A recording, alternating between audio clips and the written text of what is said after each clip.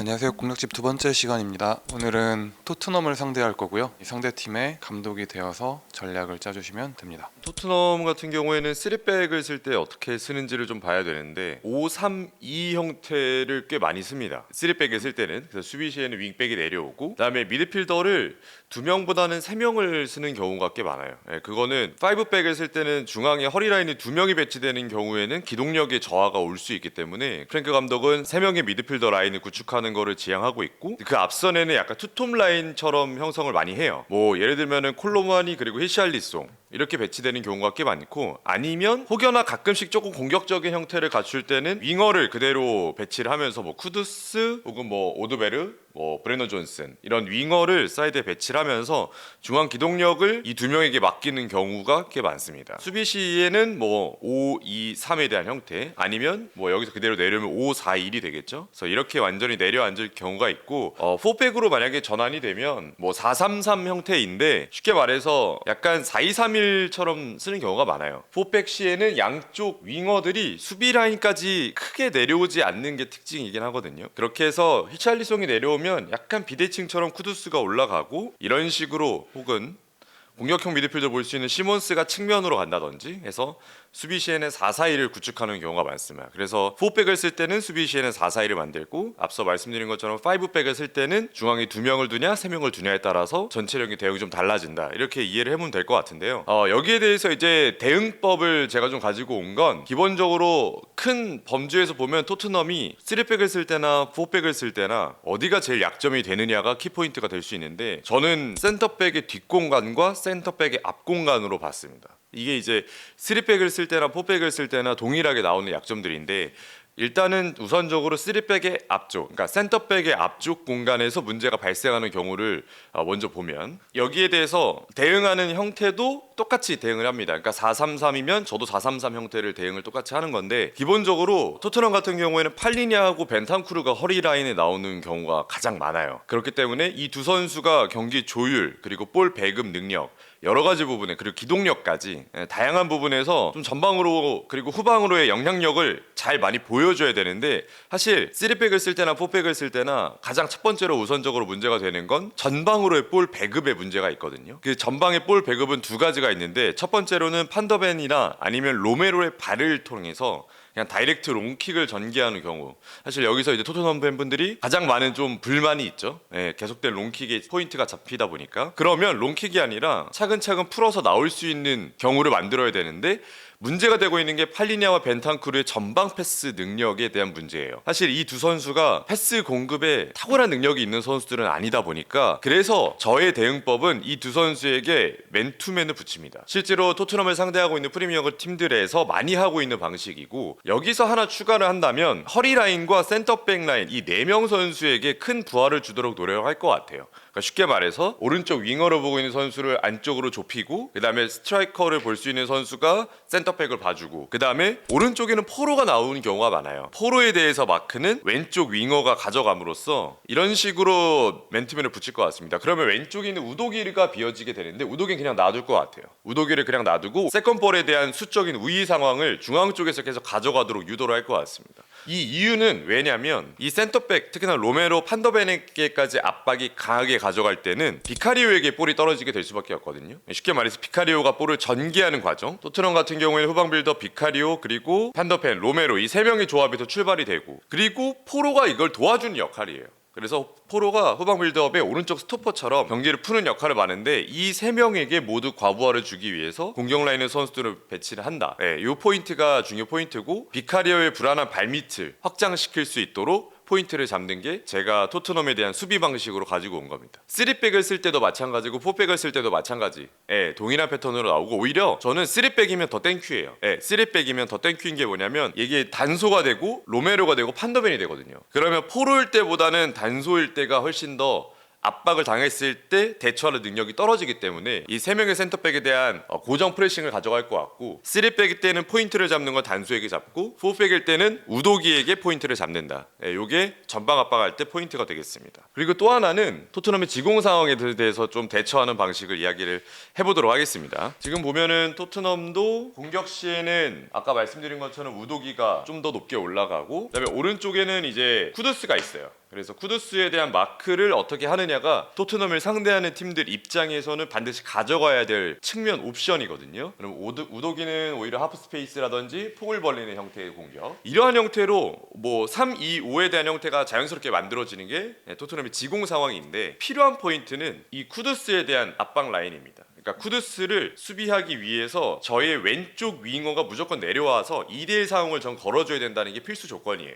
이 상황에서는 쿠두스가 보통 볼을 뒤쪽에 있는 선수에게 지원해주면서 반대 전환이 되는 경우가 꽤 많아요. 이렇게 되면서 결국에는 왼쪽 우도기로 밀려나게 되거든요. 그래서 저의 수비하는 방식은 왼쪽 측면, 제 입장에서 왼쪽 측면에서 볼을 최대한 밀어내서 반대편으로 전환시킬 수 있도록 하는 것이 1차적인 목표고요. 그리고 여기서 두 명의 센터백에 포로까지 구축이 된다고 말씀을 드렸는데 이러면 이제 움직임이 어떻게 되냐면 포로가 측면 지원으로 옵니다. 숫자가 한 명 남네. 왜냐면 3대2가 되니까 이쪽에서. 그럼 포로가 측면 지원을 와요. 그래서 우도기도 올리고 포로도 올리는 상당히 공격적인 형태의 라인이 구축이 되고 로메로와 판더벤이 이제 이쪽에 최종 라인을 배치가 됩니다. 그럼 포로가 여기서 하는 역할이 뭐냐? 바로 얼리 크로스 형태예요. 토트넘이 최근 경기들에서 전반전에 리드를 많이 내어주고 후반전에 어떻게 변화를 가져갈까 토마스 프랭크 감독이 가장 우선적으로 하는 첫 번째 판단이 포로를 올리는 거. 그럼 포로를 올리면서 얻는 효과는 히샬리송이라든지 아니면 콜로무아니 혹은 둘이 같이 있을 때는 아예 박스 안으로 이 둘을 넣어요. 포로에게 크로스, 얼리 크로스 형태를 계속 붙입니다. 그래서 보면 토트넘 팬분들은 아시겠지만 포로의 크로스에 상당히 많이 의존한다는 것을 볼 수가 있고요. 이러한 포로의 크로스에 대한 대응은 박스 안 1대1 매칭을 걸어주는 겁니다. 저 같은 경우에는 3명의 수비 라인을 만들었을 때 이 홀딩 미드필더라고 볼 수 있는 선수에게 피지컬적으로 장점이 있는 선수를 배치함으로써 이 선수를 그대로 박스 안에 넣어요. 특히나 저는 여기서 또 포지셔닝을 잡아가야 될 게 포로의 킥이 문제가 되는 포인트가 뭐냐면 대부분이 첫 번째 포인트를 넘지 못하는 경우가 많거든요. 실제로 콜로무아니가 여기서 잘라 들어가면서 헤딩을 할 때 외에는 뒤쪽에 대한 크로스의 정확도가 꽤 있는 편이 아니에요. 그러니까 제 선수들이 지금 라인이 겹치잖아요. 어떻게 보면 건너서 서야 되는 게 이제 수비 라인이 제대로 만들어지는 건데 이쪽만큼은 저는 겹쳐서 쓰라고 할 것 같아요. 그리고 그 크로스를 리커버리하는 선수들의 간격을 유지해 줌으로써 그래서 선수들이 마주보고 있는 형태 그리고 간격이 붙어있는 형태로 리커버리를 가져가도록 노력을 할 것 같습니다. 그랬을 때 팔리냐하고 벤탄크루가 압박이 들어오겠죠.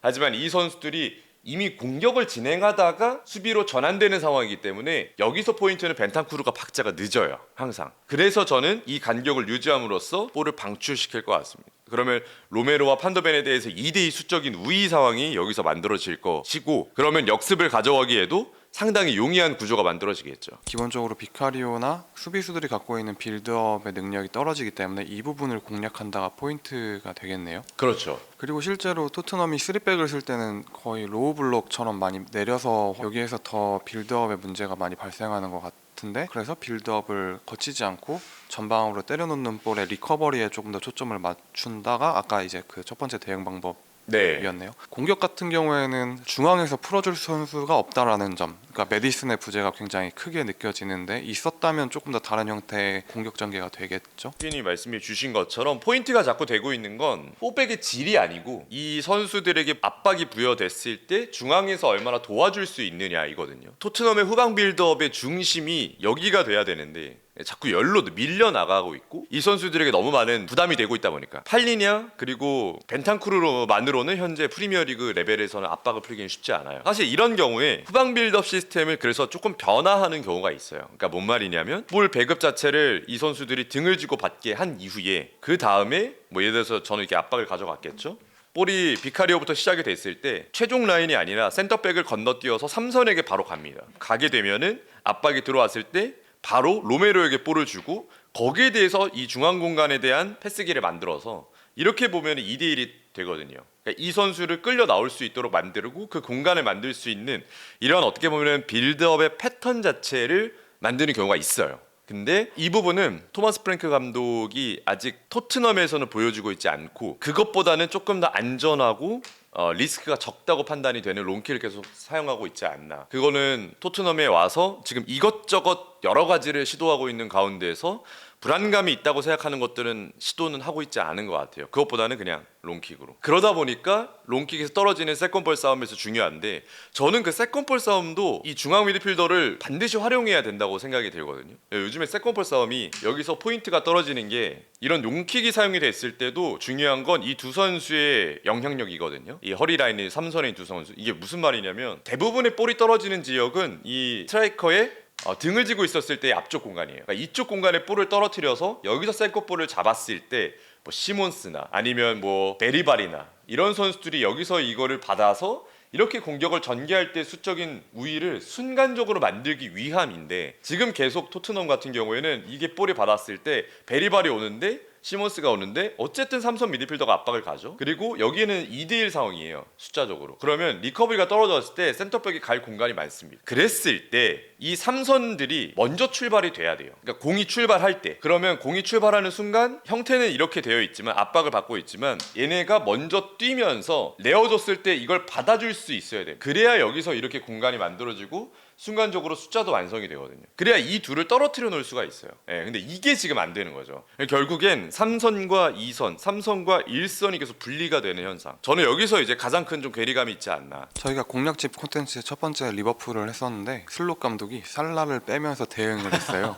프랭크 감독은 리그에서 좋지 못한 성적을 거두고 있는데 반전의 흐름을 만들 수 있을까요? 기본적으로는 전 중앙 허리 라인의 조합을 좀 다르게 해야 되는 거. 그러니까 벤탄쿠르는 이제 조금 주전으로 나오기는 안 될 것 같고 오히려 저는 그냥 뭔가 어려움이 좀 있는 상황이라면 저는 차라리 기동력 있는 자원을 배치하는 게 맞다고 생각해요. 그레이나 아니면 베리발이나 이런 자원을 허리 라인에 배치를 과감하게 함으로써 조금 떨어져 있는 기동력을 보완하는 게 일단 급선무인 것 같고 그러면서 벌어져 있는 간격을 좀 챙길 수 있는 거. 요게 좀 중요한 포인트라 생각이 들고 두 번째로는 팔리냐를 만약에 후방으로 배치한다면 유사시 3백처럼 쓰는 빌드업을 하면서 센터백 3명을 세우는 게 아니라 오히려 빌드업 시에 3백을 만들고 그러면서 그냥 양쪽 윙백을 올리면서 측면 지원을 하는 형태도 좀 자주 시도가 되는 게 필요해 보인다. 그래서 중앙 라인에 있는 두 선수를 어떻게 배치를 하느냐가 이제 토마스 프랭크 감독 입장에서 가장 중요할 것 같은데 방법을 찾아봐야죠. 그리고 이제 앞서 말씀해 주신 메디슨의 부재가 저는 굉장히 치명적이라고 생각이 됩니다. 그래서 메디슨의 복귀에 따라서 탄력을